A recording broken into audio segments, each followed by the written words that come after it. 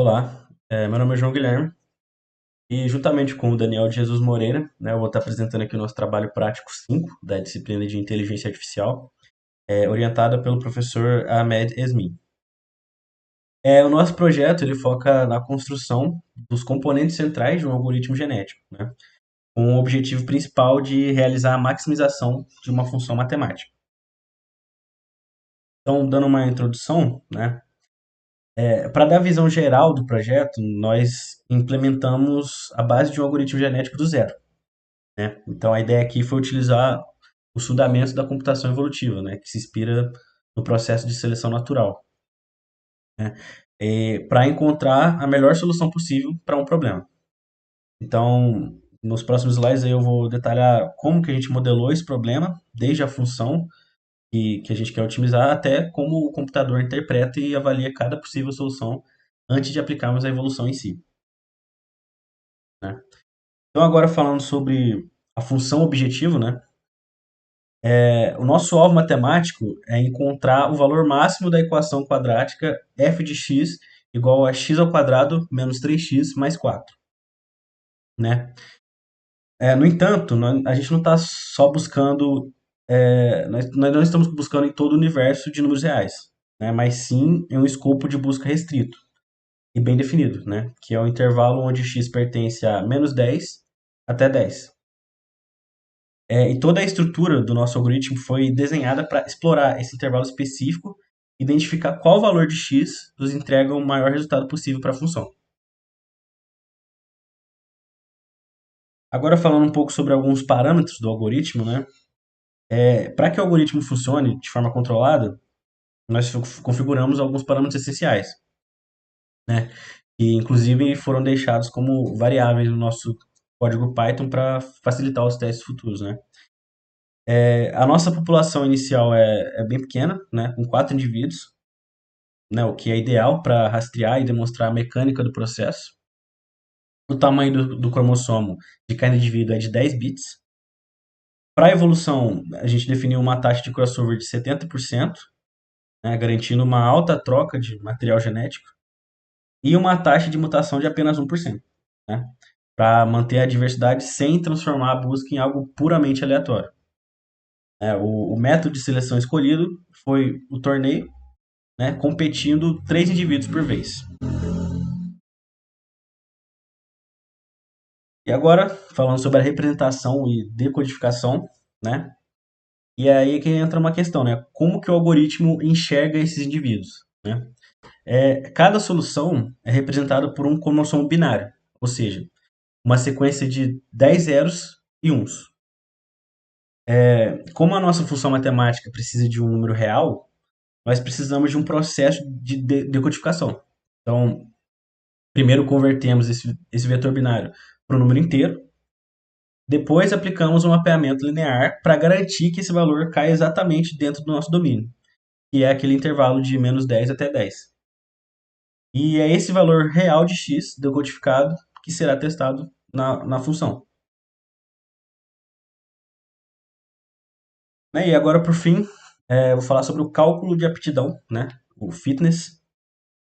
E depois que decodificamos, né, o cromossomo, descobrimos qual era o valor de x, aí a gente aplica na função f de x, né?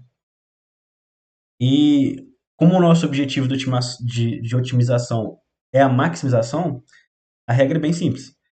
O fitness do indivíduo é o próprio resultado da equação. Então, quanto maior for o valor retornado, melhor é a performance daquele indivíduo. São essas soluções de alta performance que terão as maiores chances de vencer os torneios e passar as características genéticas para as próximas gerações. Então é isso, né? Minha parte aqui. A partir daqui o Daniel vai explicar melhor exatamente como que ocorre esses torneios e a aplicação dos operadores genéticos. Então é isso, muito obrigado. Boa tarde. Meu nome é Daniel de Jesus Moreira e eu vou estar apresentando a segunda parte do, do projeto que nós fizemos sobre algoritmos genéticos. Bom, falando agora sobre a parte dos operadores genéticos que nós utilizamos, nós focamos em 3 pontos, né? Nós utilizamos um torneio, uma seleção por torneio, né? Para escolher aleatoriamente os pais. Nós utilizamos o crossover e também utilizamos a mutação. Bom, falando sobre a seleção por torneio, é aqui que a gente garante que a sobrevivência dos mais aptos, né? Então, em vez da gente pegar apenas os melhores da lista, o nosso código ele sorteia 3 indivíduos aleatórios da população e coloca eles para competir, né? Então, aí aquele que tiver a maior nota de fitness, né? O indivíduo com maior fitness, que é o resultado mais alto na equação que a gente faz, ele vence o torneio e ganha o direito de ser ou pai ou mamãe na próxima geração. Tá? Isso garante que a qualidade da população suba, mas ainda dá chance para indivíduos medianos participarem. Bom, falando agora do crossover, nós aplicamos o crossover com a taxa de 70%, que foi exigida para fazer esse trabalho. A gente pega o vetor binário de 2 pais e a gente faz um corte aleatório e mistura a primeira parte dos genes de um com a segunda parte do outro. E assim a gente cria novos descendentes. Como a taxa ela é alta, a grande maioria da nossa população acaba sendo fruto dessa recombinação.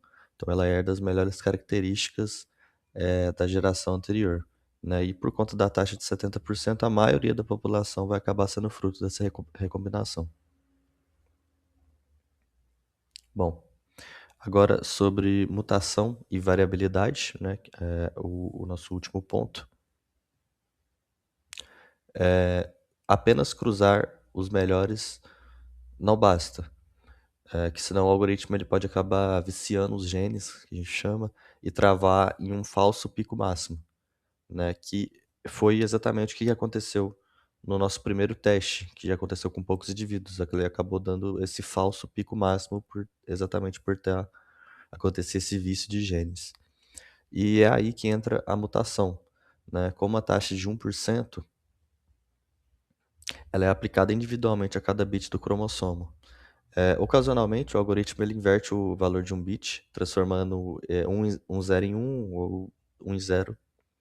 E isso funciona como uma injeção de novo material genético e garante que o algoritmo não sofra de convergência prematura e continue descobrindo novas soluções, né? Então, é isso. Concluindo, o algoritmo genético ele é implementado, ele demonstra a eficácia da computação evolutiva na busca por ótimos globais. A gente consegue chegar perfeitamente ao equilíbrio entre a exploração, que é descobrir as novas áreas do gráfico usando o crossover e a mutação, e a explotação, que é refinar os melhores resultados usando a seleção por torneio. Quando a gente deixa os parâmetros flexíveis no código, a gente prova que o ajuste fino do tamanho é um segredo, né, para o algoritmo chegar na resposta matematicamente sempre correta e sempre perfeita, né? Então é isso. Muito obrigado.